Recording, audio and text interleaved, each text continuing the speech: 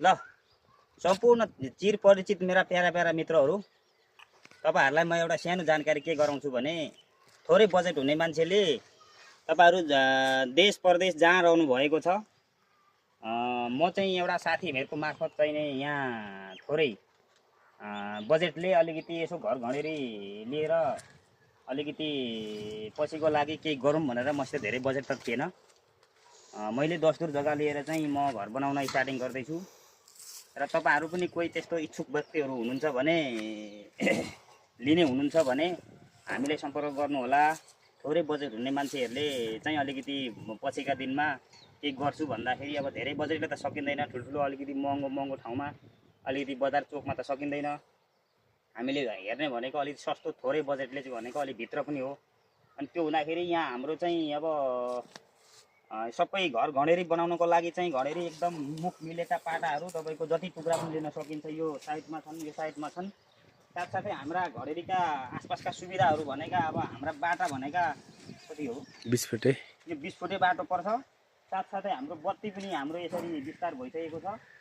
साथसाथै पानीको पनि त्यस्तै व्यवस्था छ। खेतीपाती गर्नको लागि पनि अब बोर्डिङहरूको नहरहरूको व्यवस्थाहरू राम्रो छ यहाँनेर।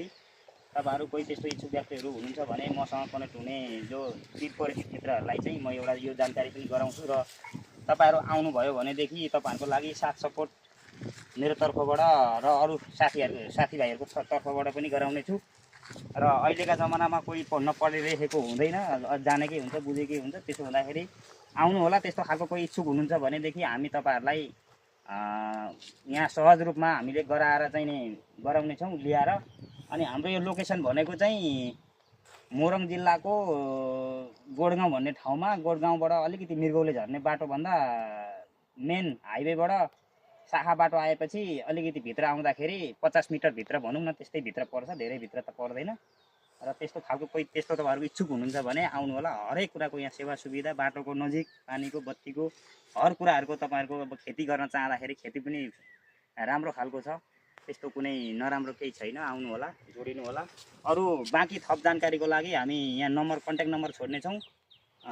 कन्ट्याक्ट नम्बर तपाईहरुलाई हामीले छोडिसके पछाडि त्यस्तो उत्सुक हुनुहुन्छ भने कन्ट्याक्ट गर्नुहोला, बुझौँला। अनि त्यस पछाडि तपाईहरु फेरि जोडिएर हामी अरू थप जानकारीको लागि कन्ट्याक्ट नम्बर छोड्ने छौँ। साथसाथै अरू कुरा पनि विस्तारै गर्दै जाउँला। हस्त, नमस्कार, धन्यवाद।